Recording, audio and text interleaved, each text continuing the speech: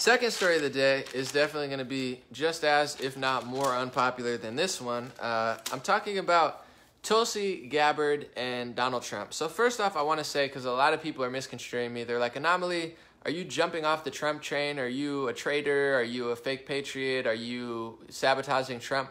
Not in the slightest. I've actually put my career and probably life on the line to support Trump, to tell the truth about Trump, to tell how the media is lying about Trump. I've already convinced probably hundreds of thousands, if not millions of people, that Trump is not quite as bad as they said he was. So I'm not turning on Trump. He's still my favorite person in the race. He's done more than I ever expected him to do. I'll forever be grateful. I'm not saying that, but I do want to have these tough conversations so we can get better, all of us. I think, you know, within our own groups, like I'm not a big tribal person, to be honest, but like within our groups, one of the most important things is self-accountability and self-awareness. Without that, your group will crumble on itself. The left wing is going to implode on itself. You get what I'm saying? It's not going to be you. You don't got to lie about it. You don't have to exaggerate about it. You don't have to take out of context videos about it. You just have to let them implode and tell the truth. That's all you have to do. Lack of self-awareness and lack of self-accountability will crush you more than your enemies ever will. I actually have a quote on the wall. I'm going to read this, then get into it. It says, "Your worst enemy cannot harm you as much as your own unguarded thoughts." That's by Buddha, and I believe that. Your worst enemy cannot harm you as much as your own unguarded thoughts. I have that on the wall to remind myself. I also have a little MLK quote on the wall too, but that's a side note. Anyway, Tulsi Gabbard recently called out Trump for his complete hypocrisy, many of which I agree with, some of which I disagree, and I'll let you know why.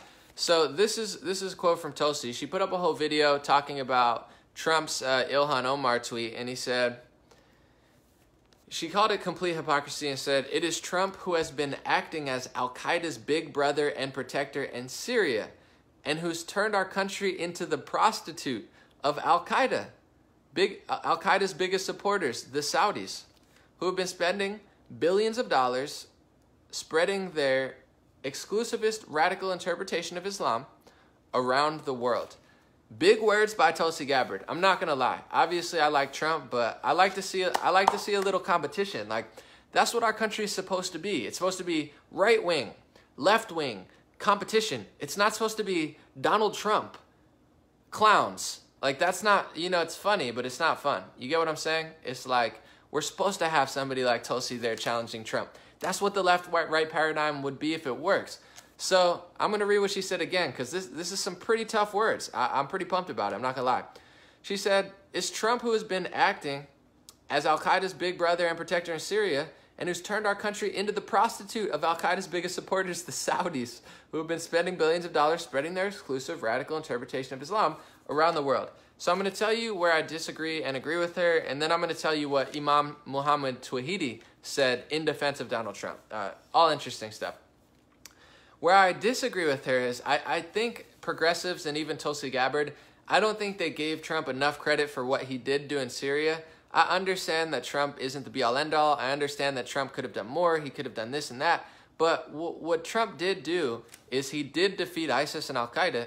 I mean, for the most part, he kicked them out of Syria. I know it was also Syria and Russia and probably Iran, mostly you could say, but Trump overturned $1 billion CIA program funding rebels, and he shifted strategy. He just did. So it's like Tulsi Gabbard never gives him credit. Progressives never give him credit. Under Obama, it was very different, and that's what Imam Tawhidi said. I'm going to get into it. Under Obama, we were funding rebels, and terrorists were growing. Under Trump, we stopped funding rebels, and terrorists evaporated.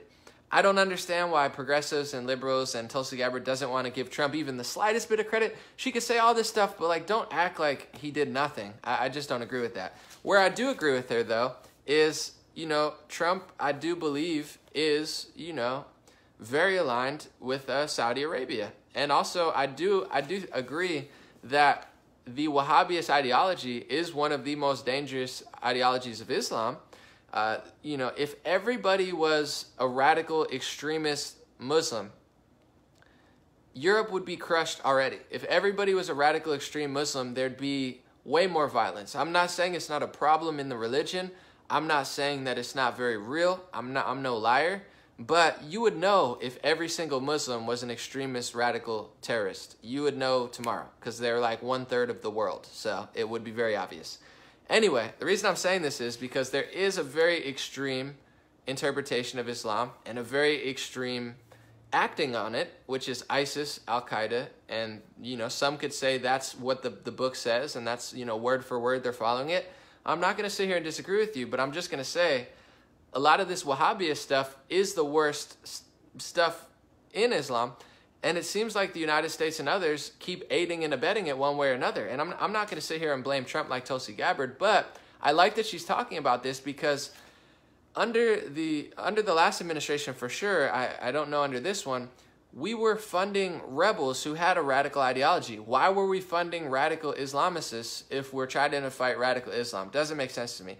Also, you know, people like Rand Paul on the right and Tulsi Gabbard on the left, they passed a bill called the Stop Arming Terrorists Acts because we found out that our money, weapons, and assistance were going directly or indirectly to ISIS, Al-Qaeda, and Al-Nusra. So I agree with right-wingers. You should be fighting this radical ideology. However, you can't fight it without understanding where it's coming from, and you can't really fight it if you don't understand that a lot of your Congress is supporting it one way or another. I can't remember the exact number of people, but out of Congress, like under 20, I believe, supported the bill by Tulsi and Rand. So you have hundreds of congressmen, and they don't want to support a bill that tells your country to stop arming terrorists. It's bigger than just one side or the other, or one president or one congresswoman.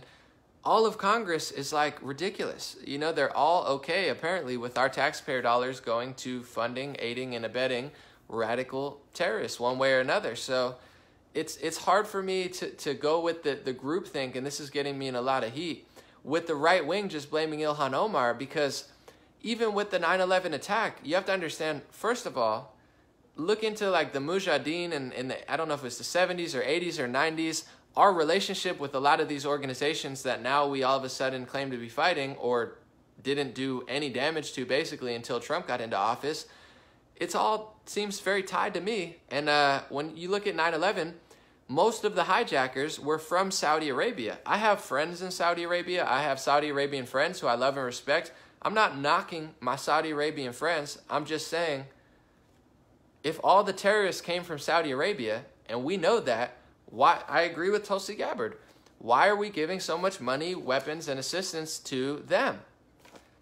I don't understand, and I don't think, like, the easy thing to do is just blame Ilhan Omar, but it's like that's like punching a ghost or punching a leaf. And Trump taking a disingenuous thing out of context, I do agree with Tulsi, it was wrong. And she sets, when you lead with truth and you don't exaggerate and you don't take things out of context, you win because no one can beat the truth. The truth is like a shield. You know, when you have God and the truth on your side, you win. When you start to lie, when you start to exaggerate, and when you start to take things out of context, you lose the moral high ground. So when Trump did that and took Ilhan Omar's quote out of context, I don't like Ilhan Omar. I don't trust Ilhan Omar. There's other videos of Ilhan Omar that are way more radical. When she's laughing about Al-Qaeda, did anyone see that one? People said, Anomaly, what about this video? I'm like, no, I agree. That's a good video. She's laughing about Al-Qaeda. Trump should have tweeted that video rather than take her quote out of context. Now you lose the moral high ground.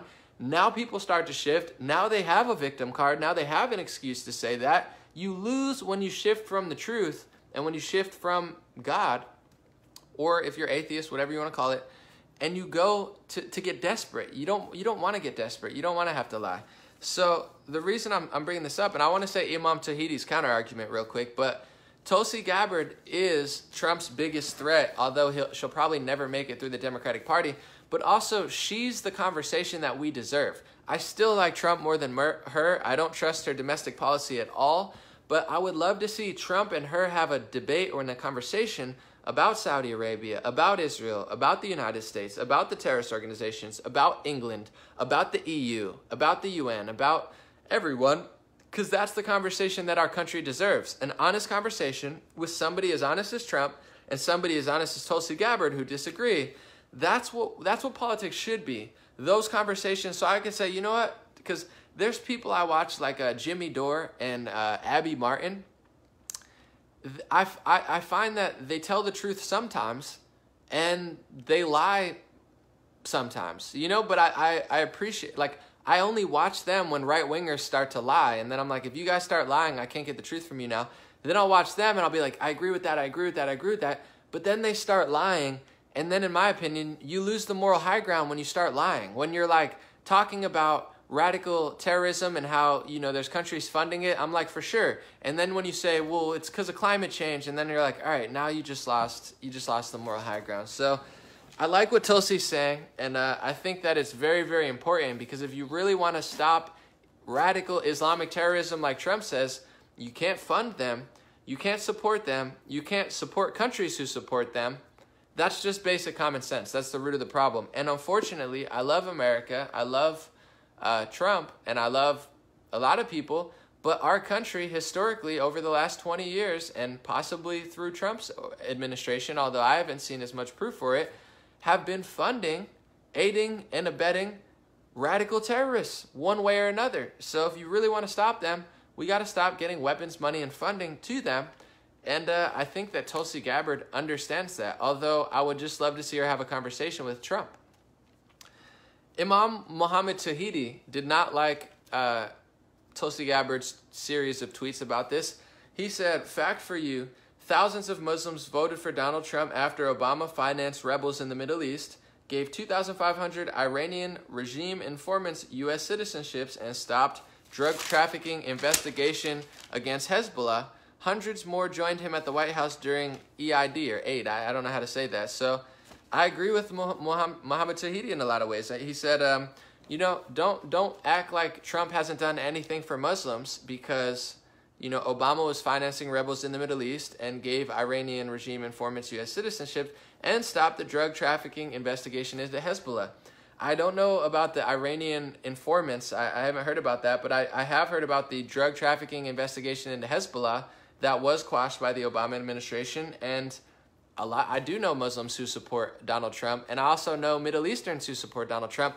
I've met Iranians who support Donald Trump and who says he's totally right about Iran. So I always listen to everybody. I'm not someone who just says Trump bad, Iran good. Like that's what progressives do.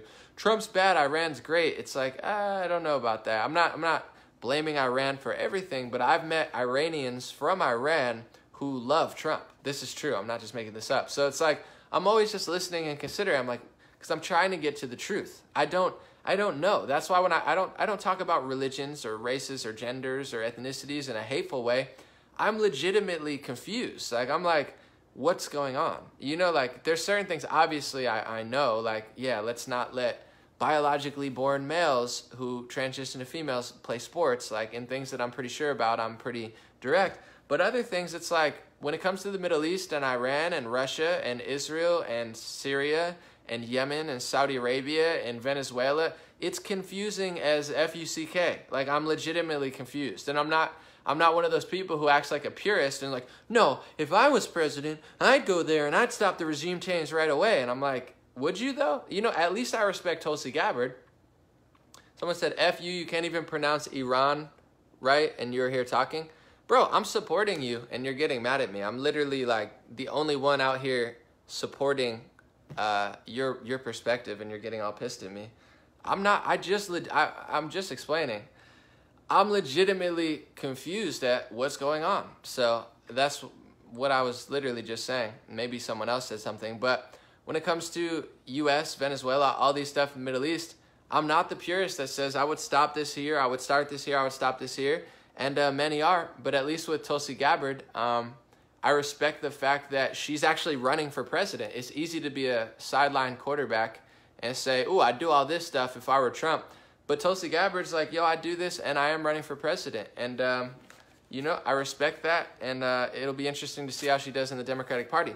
I like that she's calling out Trump for his Saudi ties, and I like that, you know, that's a conversation that's being had. I think it's healthy in a debate. I'm not turning my friend. It's Iran. Iran, yeah, I pronounced it wrong. Sorry, guys, I pronounce everything wrong. I pronounce French wrong. I pronounce Justin Trudeau wrong. It's okay. It's all good. It's not disrespect. I'm just not really good with a bunch of words. How much for the couch, Jack? I'll sell it to you for $9.99.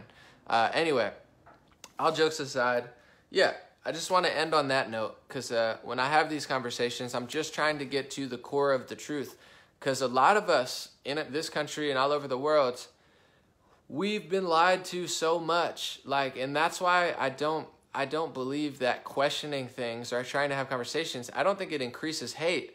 I think what it increases hate is the fact that no one knows what's going on. So people start blaming certain groups and certain things because they don't know what's going on. Like, I just want to be told the truth. I want to know why we're in Venezuela. I want to know why we're working with Saudi Arabia. I want to know why we're allied with these people or we're allied with those people. I want to know why my taxpayer dollars were funding rebels when I know it wasn't the right thing. I just want to know why. Like, am I so crazy? I'm not trying to knock down the power structure. You could have all the money. You could have all the power. You can have all the success. You can have all the fame. You could keep your billion-dollar companies. You could be president and secretary of state. I don't want it. I'm not coming for your throne. I could care less. I want to be by myself in a sauna.